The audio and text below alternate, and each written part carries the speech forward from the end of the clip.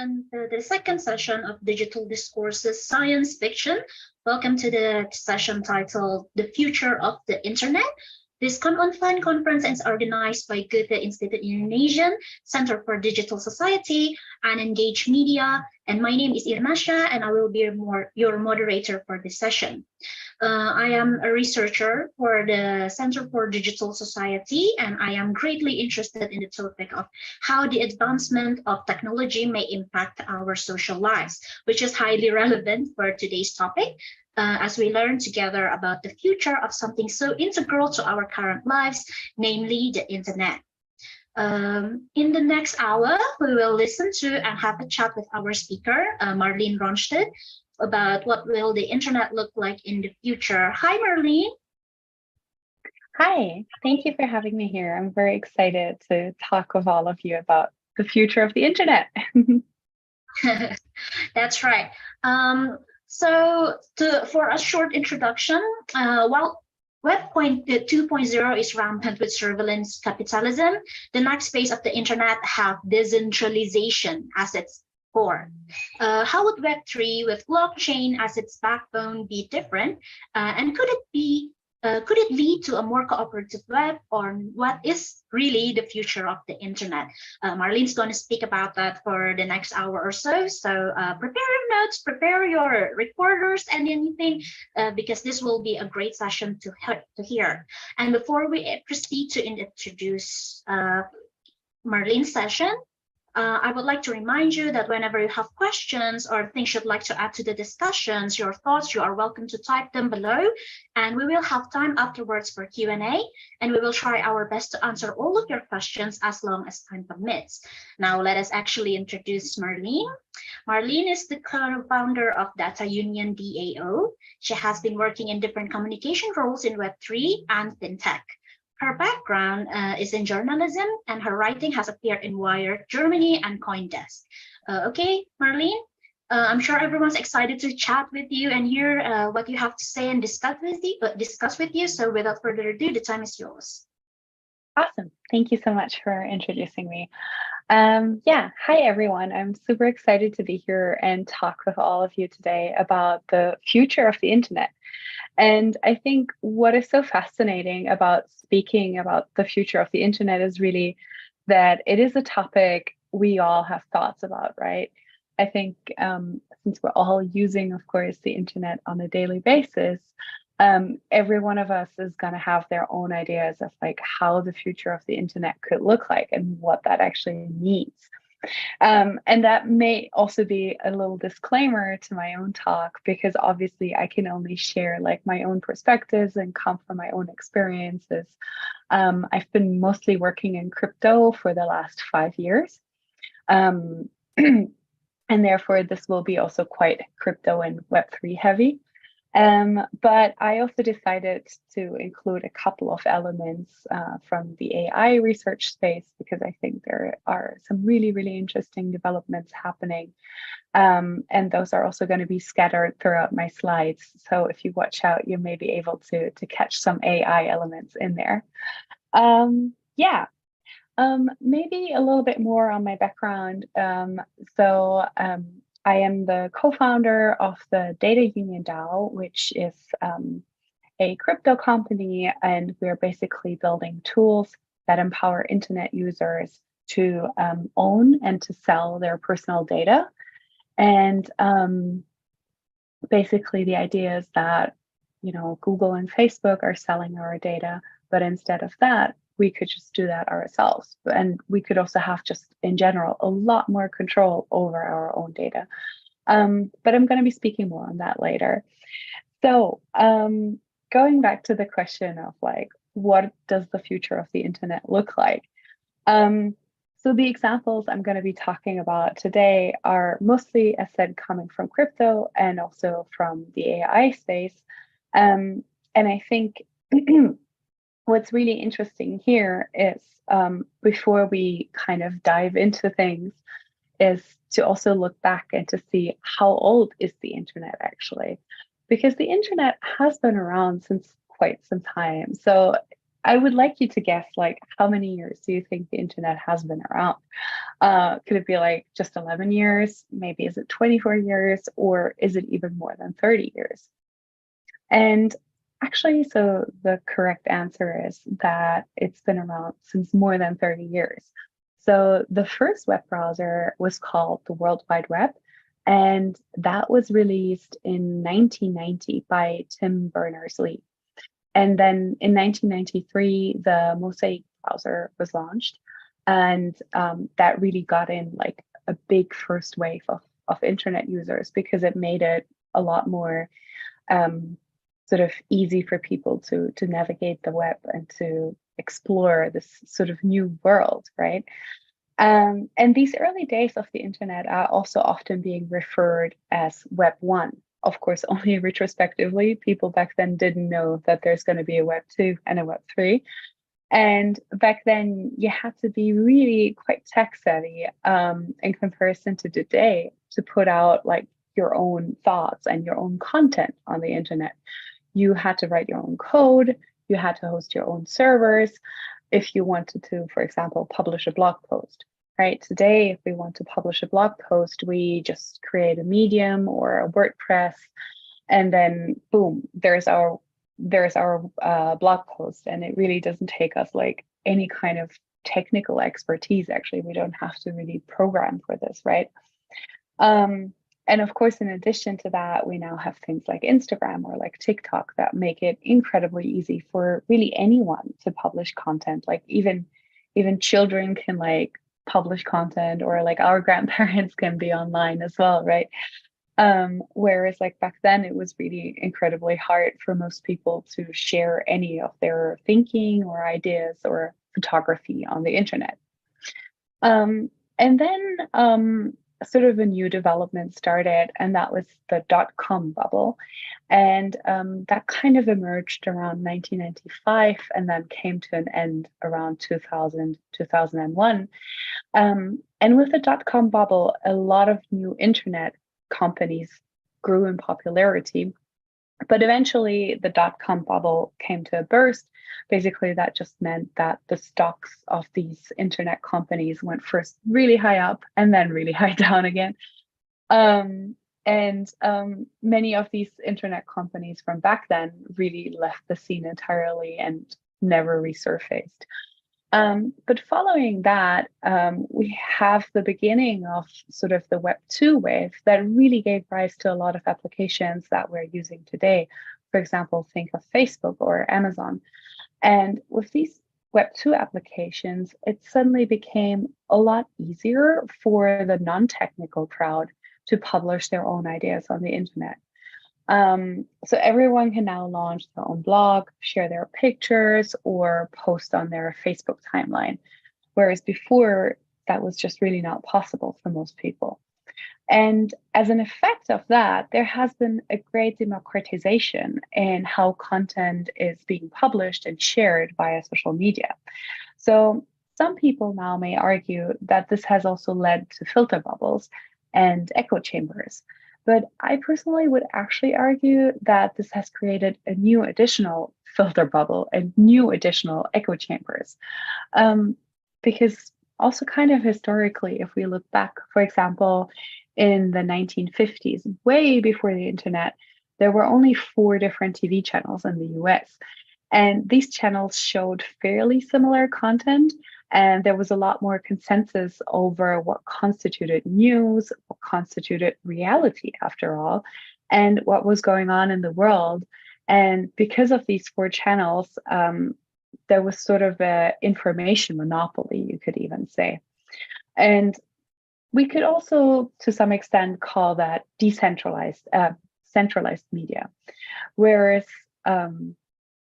with Web 2 and Web 3 especially, we're now seeing sort of a rise in decentralized media, where information and meaning making is really available to anyone who's online.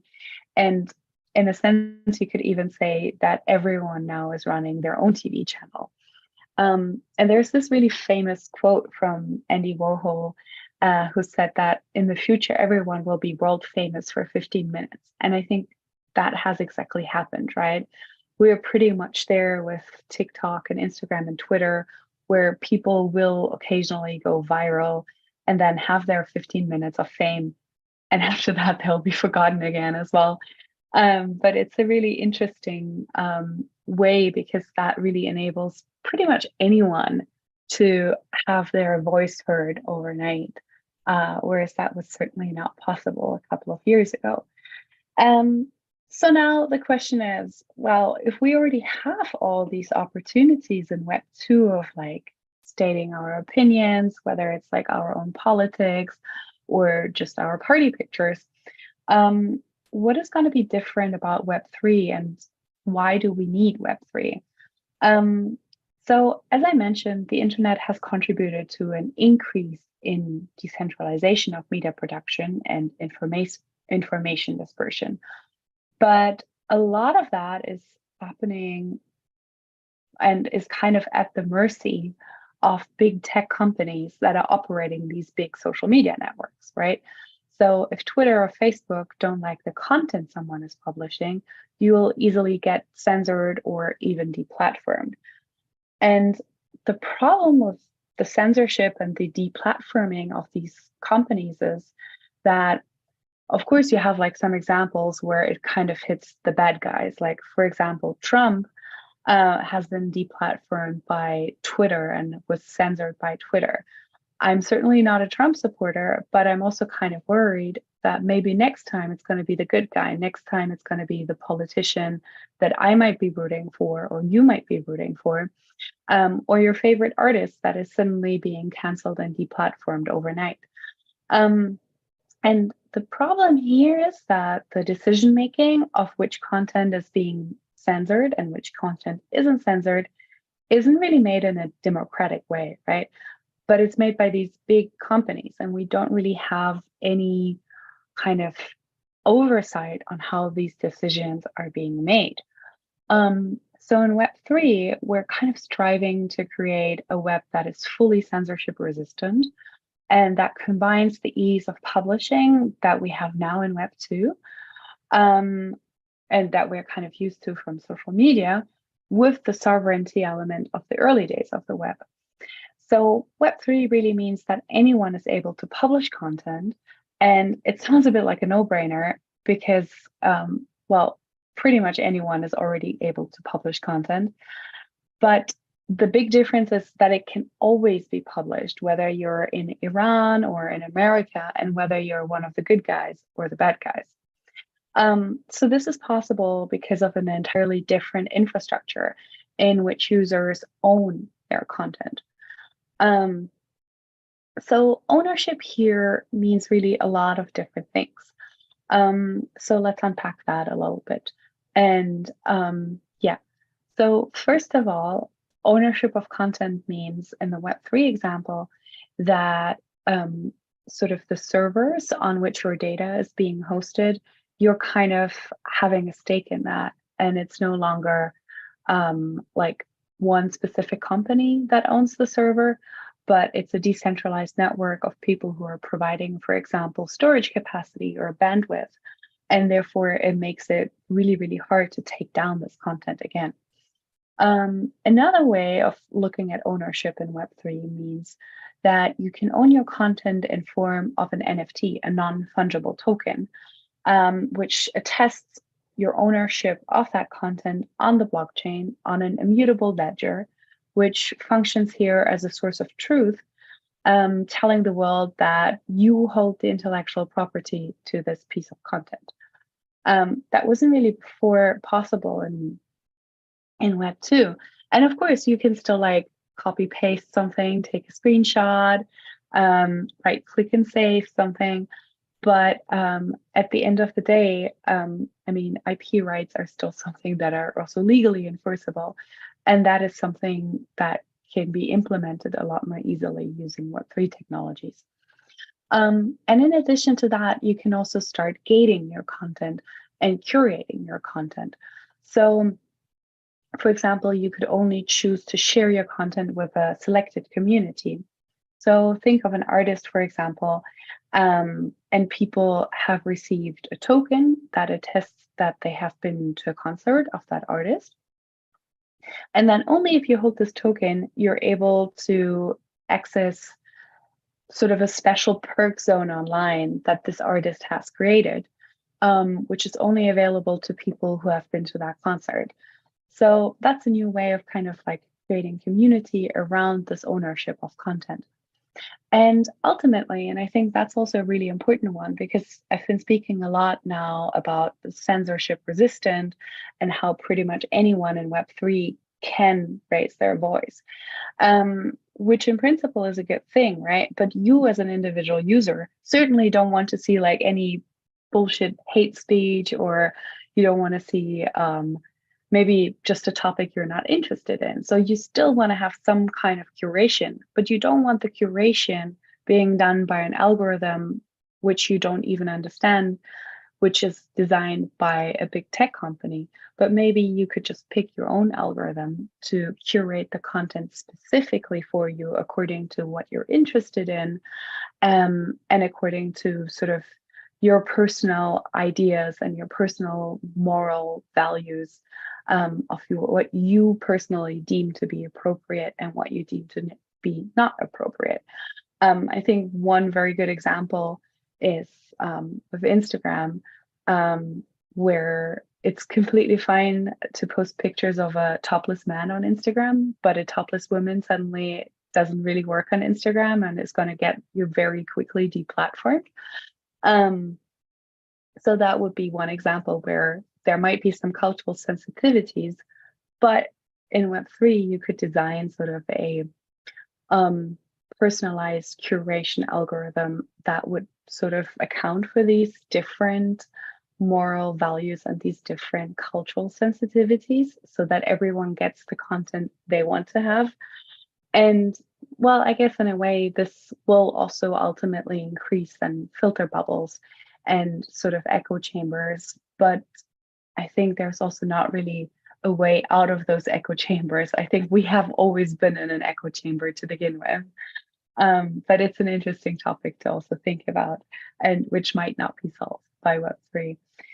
So one big question is, when exactly is Web3 going to happen?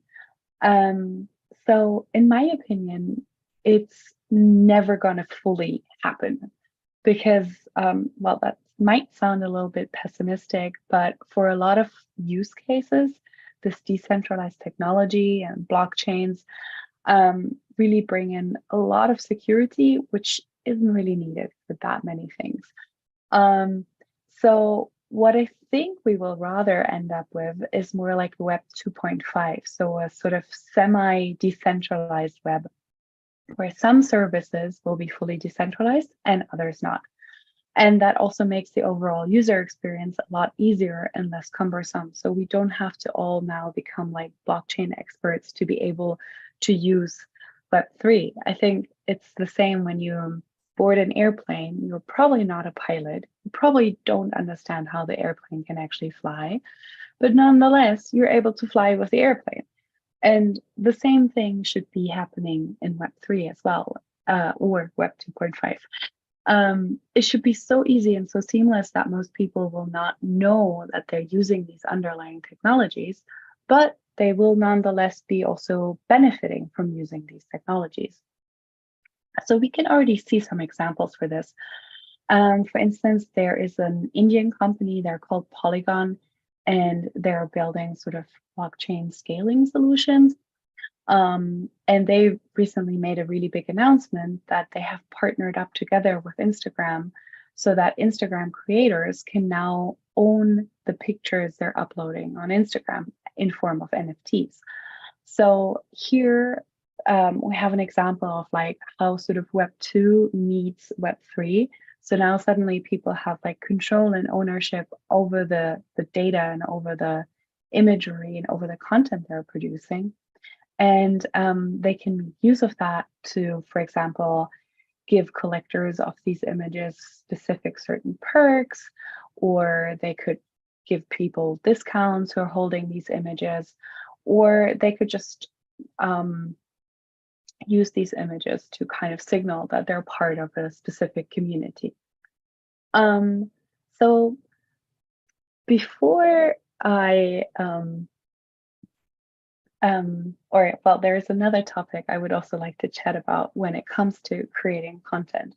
So I've now spoken a lot on like how crypto and blockchain and Web3 are sort of shaping a new third wave maybe of the internet and of content creation online. But I think there's another big trend that is appearing, and that also will have a huge impact on the kind of content we're going to be seeing in the next couple of years on the internet. And I think that is mostly coming from artificial intelligence. And as you might have noticed, the images I have been using for these slides, they're maybe a little bit unusual. Or maybe you noticed that they have this like color pattern in the bottom corner. I'm not sure if you can actually see that one or if it's only on my screen. But basically, all these images have been generated by an artificial intelligence, and I have created them specifically using an artificial intelligence for this presentation. So, and actually on that note, if you want to make your own ones, it's pretty easy. If you haven't tried it out yet, it's called DAO-E, and you can sign up on their website for free and start creating your own images using artificial intelligence. The website is labs.openai.com. And basically you can type in prompts and then you can create this imagery. And that kind of brings me also to one of my final points. So in the future, we will see an internet where the content that we're consuming and creating online is going to be made by humans, but it's also going to be made by artificial intelligence. And even when I wrote this talk earlier today, I used, for example, Google Docs, and they come with this predictive algorithm that when you type, they propose to you the next words you're using. So we're having sort of an influence here from the AI when it comes to the writing or the talking we're doing. And in addition to that, we can also use it for the imagery we're creating. And I think going forward, this will go a lot deeper into like, for example, entire movies could be created like that. You just type in like the kind of Harry Potter 10 you would like to see and describe the story a little bit, and then the AI generates like a complete piece of content for you. And I think, well, there are of course like some concerns when it comes to using AI. So I think a lot of people are probably afraid of losing their jobs, or what about the element of creativity here, right?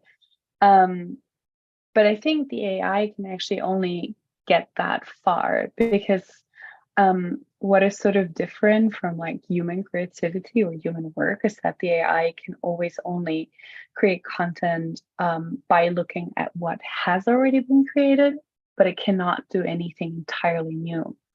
So AI is not going to come out and create like a new genre or create a new sort of discourse and philosophy or something like this. Like the AI can only be informed by what it has been fed with, which is still being done by humans. So I think it's actually a very, very interesting tool to sort of augment our writing, or like my slides, with these kind of with this kind of content. And yeah, and I think it's going to be super interesting to see how this is going to be enriching like the content landscape online going forward. And I'm going to be very interested in seeing like how also creators are going to be using that for the content they're producing online, and how then once again that is kind of being intertwined with maybe using NFTs, or kind of the new maybe curation algorithms that might be coming up through Web3, and how this could then change like sort of the social media landscape altogether. Yeah, so there is lots of interesting stuff happening. Yeah, I also created this one here, the last image you can see, also using AI image generation. Thank you so much for listening to this talk. And yeah, I'm looking forward to hearing your questions. All right, thank you so much, Marlene. Okay, I made a lot of notes on which is that, because That's this is really good. interesting. This is really, really interesting. Like what you said about Web3 is basically what decentralized mean in this context is like to move away from what we know as the big techs right now, right? Like right now, almost all of our data is in the hands of Google and the rest of it. And people might not have trust in that, so they created Web3. And there's this concept that a decentralized data will guarantee more freedom to the users, right? But as of right now, Web3 is still, chock full of technical jargons. People don't really understand what Web3 is, and I think that's completely normal. And there's also a few questions we have taken from our previous surveys. But first of all, I would like to ask Marlene about what she thinks about some of my thoughts about this presentation. So, Marlene, you said contents will be made by humans, but also by AIs. You also put some images in your slides that are generated by AIs. What do you think about virtual idols? A complete AI, but they're human, but they're AI, but they're content creators, but they're not human, they're computers. What do you think about that? Yeah, I think they're really interesting kind of, I would call them more like a vehicle for content because you can really kind of just like slam on whatever you want and kind of create them as this vessel to transport like your own message or your own meaning. And I think it's very interesting, right? Because with like these increasing availability of AI tools, we could all create sort of like a digital twin of ourselves, for example, on which we can then use to kind of create different forms of content or have featured in these different adventures or photo shootings or whatever it is, right? Like I think like some of these figures are like posing as models as well, and they're going to be like wearing Versace clothes and stuff like that, which is super, super interesting to see. I think it's a cool opportunity because I mean, you could be like I don't know, you could be someone who doesn't look like a model, but you could still create an image like that and actually sort of have like a very successful marketing agency running in the background doing this. So yeah, I think it's definitely an interesting phenomena, that's for sure. Yeah, I think like if we're talking about the future of internet, we also use internet not only for work or for politics or medium to share our thoughts and processes, but also to find entertainment and the likes, right? But there's also this question from our anonymous attendee.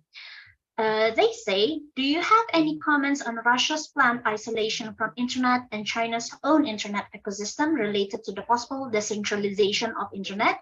And in what ways would those change the matter? Yeah, that's a super interesting question. I mean, China has sort of semi-successfully managed to kind of cut themselves off from the rest of the internet.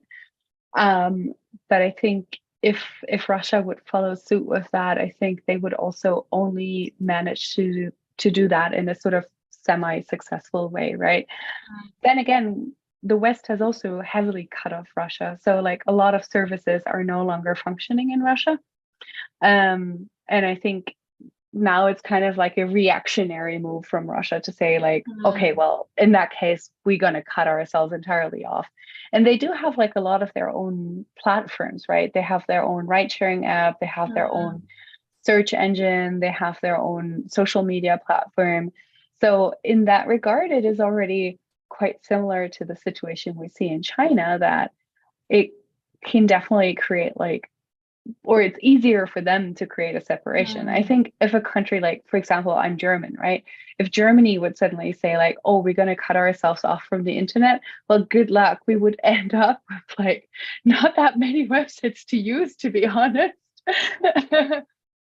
So it's interesting what like Russia and China are doing there. But I think the other thing is also it's nonetheless they're still connected with the internet, and if you have like a VPN or something like that, you can always continue accessing like the free internet, so to say. So I think as long as they don't fully like cut the cable, it's going to be okay. It's not ideal, but it's going to be okay. Yeah. I mean, it's really hard to isolate internet in itself, right? Like the name is interconnected networks. Exactly. So if you want to isolate your own network, it's just not internet, it's just net. Yeah. So I think you've answered it beautifully. Like in the case of isolating your own internet ecosystem, bypasses exist. Like VPN exists not just to bypass these things, but also to protect yourself and etc. So fully isolated internet ecosystem is just not possible. Even if you have your own engines and other stuff you can use, like Indonesia, of course, if we just suddenly decide like we're not going to rely on big techs, that is just impossible. Maybe our government itself would fall down because we still use Google Drives and stuff. So that's just impossible, and maybe possible, but it's really hard to do. Okay, thank you. The next question is also from anonymous attendee. They say, nice presentation, but can you also elaborate more on the obstacles of Web3? Because, for example, blockchain has been accused for consuming higher energy and etc. Yeah, so that's an interesting point, right? Because I think with the question to like the high energy consumption of blockchain, we maybe have to take a look at like the different blockchains and the different like sort of blockchain proof systems that are out there. So very traditionally, the first blockchain, the Bitcoin blockchain, is using proof of work, and that indeed is consuming insanely high amounts of energy. But that being said, often these mining facilities are located right next to, for example, a power plant, or they're located next to a dam or something like this, where a lot of energy is being created anyways. And in many cases, that energy would otherwise not be used. So it's kind of like a form of using that energy surplus, for example, during the night when nobody is using that energy, because most people are going to be sleeping, right? So most countries will have like an energy surplus overnight, and then that could be used for things like Bitcoin mining. But of course, not all Bitcoin mining is being done like this, and there is Bitcoin mining being done that creates really just an insane amount of air pollution, which is definitely not a good thing. And that's also why, if you look at, for example, the Ethereum blockchain, which has recently transitioned from using a proof of work algorithm to a proof of stake algorithm, and thereby they became literally 99% greener, which is really crazy, and which is a really good achievement, because before that, I think their energy consumption was also on a yearly basis that of a small country. Which is really devastating, especially given that not many people are using crypto yet. It should not have that scale of like energy consumption, right? So it's really cool to see like how they were able to like technically overhaul the entire system, and now it's actually really, really green. So yeah. Yeah, I think the discourse around energy consumption of the blockchain just motivates. I call them blockchain engineers. I don't know their actual term, but blockchain engineers are actively listening to these types of discourses, like the energy and climate change, I believe, also propels them to create a much more greener blockchain tech, because they're thinking of making blockchain as the future of the internet, so hence the name Web3. So I guess your answer like is completely justified. Like it's true because we have things we want to work on, such as the high energy consumption, and as such, new algorithm was made, like what Ethereum did. So this question is also answered.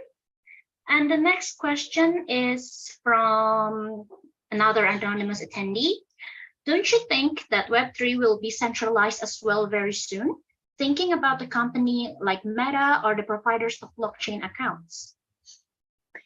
Yeah, so I think that's definitely the case, that a good chunk of Web3 is actually already centralized. So yeah, definitely. I mean, Meta, if they make this kind of jump and move more into the blockchain and crypto space, then they definitely not going to be the ones who are going to be providing like fully decentralized solutions. The other problem is also that even in the existing landscape of the so-called Web3 companies or the so-called decentralized companies, I would say that probably, I'm just going to make like a rough estimate here, but I think that probably 70% of them are not actually decentralized. And that is because they're using certain technologies. For example, there's one service called Infura, which is sort of a node access, which kind of gives you, which sort of reads blockchain information for you and gives it to you. So if you're too lazy to run your own node, then you can use Infura to serve you via an API content from the blockchain. And the problem with Infura is that it is fully centralized and that it can then therefore also see your IP address, for example, and your definitely, I think like a lot of people always think they would be anonymous using crypto, but because of services like Infura and then MetaMask, which is probably one of the most popular wallets in Web3, which works together with Infura, you're really fully 100% exposed with what you're doing there. And that's kind of really not the idea of how things should be working. There is another company called Alchemy, and they're kind of providing a lot of technology and building blocks for Web3, but they're also all pretty hardcore centralized.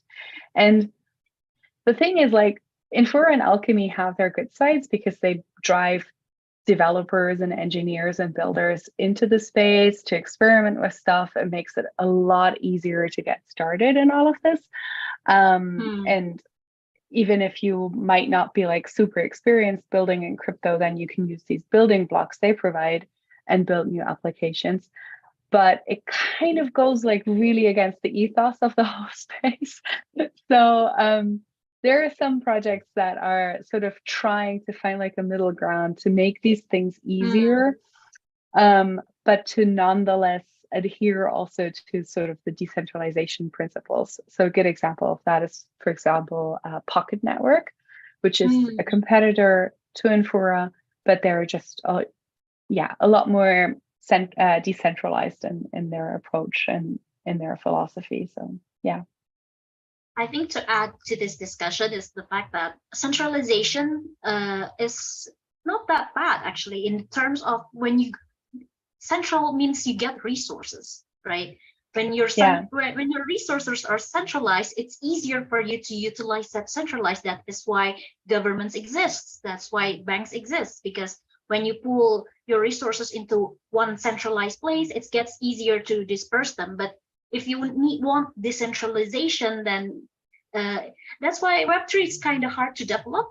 And like why Marlene said, it may not happen fully, like Web3 will never happen fully, but we may have Web 2.5 because it's just easier, to disperse resources when you are centralized.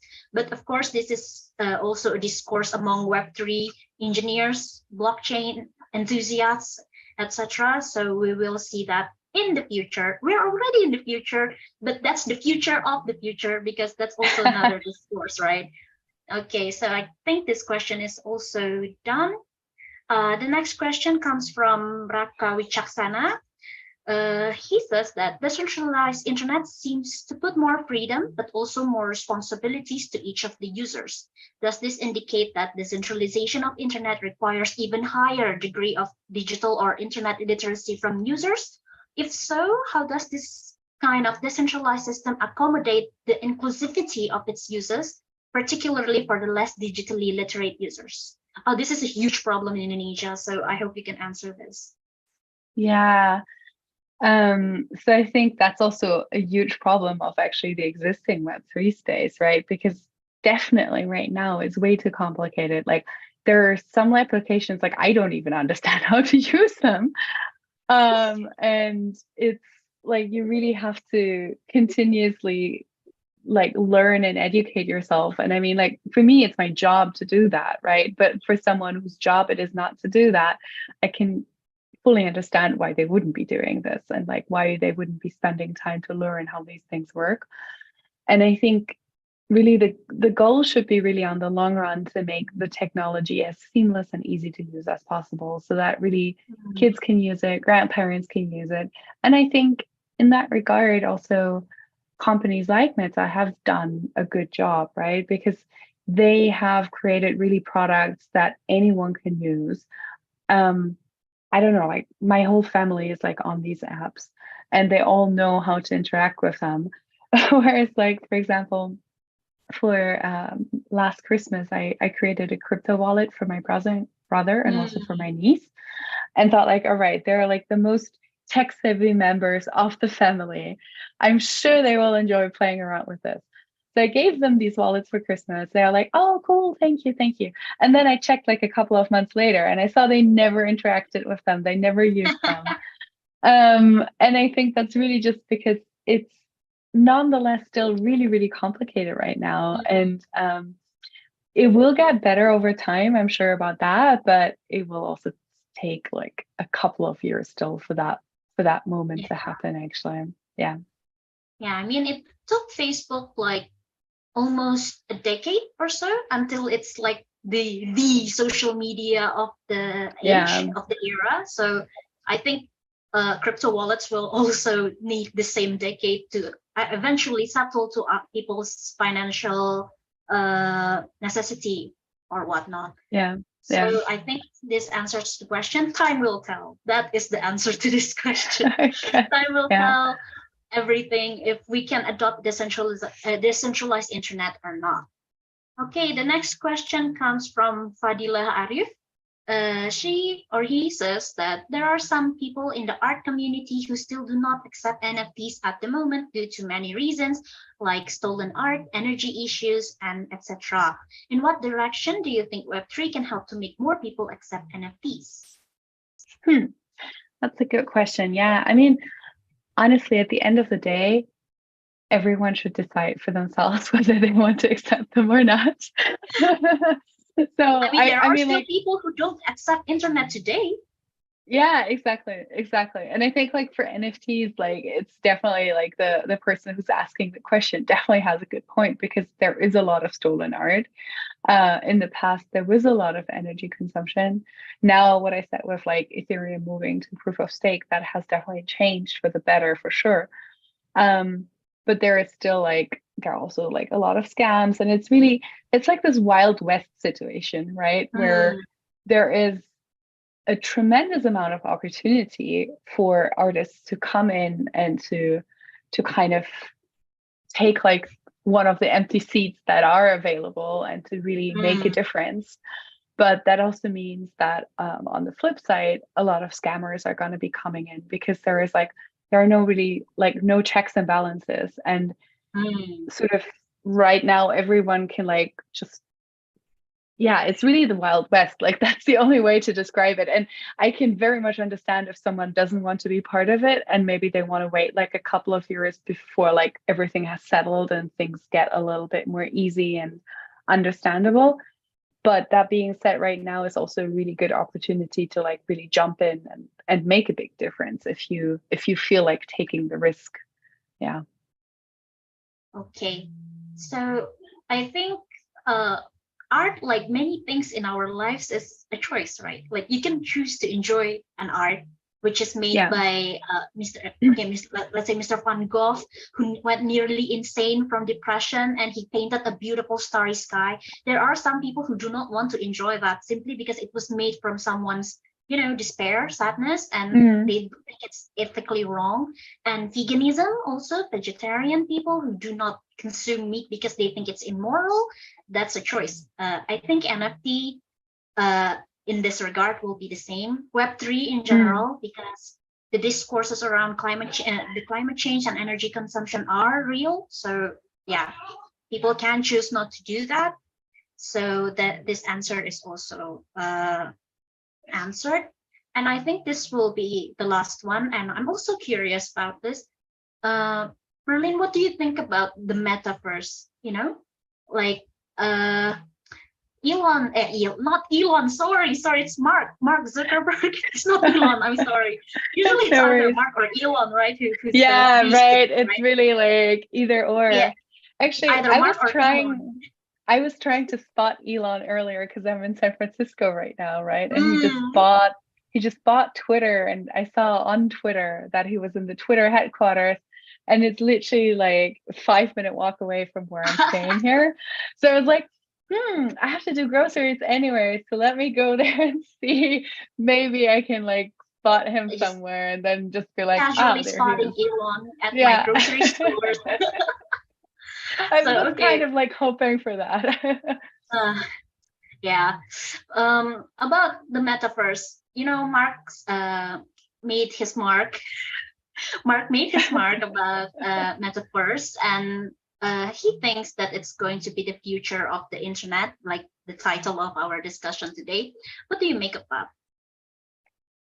Yeah, I think that's a tricky one. I think like during the pandemic, the whole trend of the metaverse was really a lot stronger than it is now. Because I mean, everyone was in lockdown, people were like alone at home. I actually got myself like a VR set back then as well to just kind of hang out with people. I even went for a date in the metaverse. And like we watched, like we went for a walk, and we watched like the sunset in the metaverse together. And it was nice, and it was like better than being alone and stuck in my room, right? But that being said, it's also really cool now to see like my friends in real life again. So I think it's I don't know, like I think it definitely has like its space somewhere. It's definitely fun to play with VR.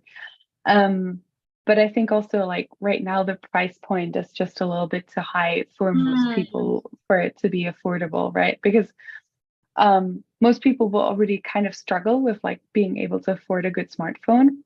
So if you think about like getting like a good VR headset, it's also going to set you back like by the same amount of money. So I think on the long run, maybe when these devices get cheaper and everyone can get one, maybe then it could be something. But I think right now it's still pretty early for this stuff. Another way where I would see it is, for example, like long distance flights. So if you have like a 10-hour flight on a plane, I think then, oh my God, yes, I would love to do this and just like hang out in the metaverse and like do whatever I want and enjoy myself there. And then after 10 hours land and be like, oh, wow, I'm like, I have arrived now in the real world again, right? Yes. So I think there are definitely some cases. But yeah, for it to become a daily thing, I think we're still like a little bit away. A long ways away. Yeah. I mean, yeah, I think in principle it's a fun thing, but just sort of the logistics are a little bit tricky right now still. I think the cheapest Google Glass or Oculus, which the only two I know, like Google Glass and Oculus, is priced still $800 to $900 at the cheap. Like the cheapest option is $800 to $900. In Indonesian rupiah, that's like 12 million. That's not the kind of money people could get just to have some fun. Like that's like several months of rent for people in Indonesia. So That So I doesn't guess sound like a good idea. it doesn't sound like a good idea. So, but that also answers the question like someone sent to us via Instagram. They ask whether or not Web3 will replace Web2 or it just existed hand in hand. So I think that answered the question. Web3 will not replace Web2, but it'll just make something of a new kind, Web 2.5. Yeah. So Exactly. Yeah. exactly. Okay, so this answer also closes our discussion today. Um, Marlene, do you have any like closing remarks you would like to say to our viewers today? Yeah, I think I just really enjoyed this in general, being here, and thank you very much for hosting me. That was really fun and entertaining. And yeah, everyone who has like questions, either drop them here. I will go to bed very soon, but I can check them tomorrow morning again because it's already like 2:30 here now for me. Yeah, otherwise you can also reach me on Twitter at Ronstedt, that is Ronstedt. And yeah, thank you so much for inviting me. All right. So thank you very much for everyone who's already joined us in this session. The next session, the future of mobility, will start in 38 minutes or so. And it will center around the discussion of how should we regulate autonomous vehicles, which is very important to our lives today also. We wish you a very fun and engaging day with digital discourse science fiction. See you people. Bye. Bye-bye.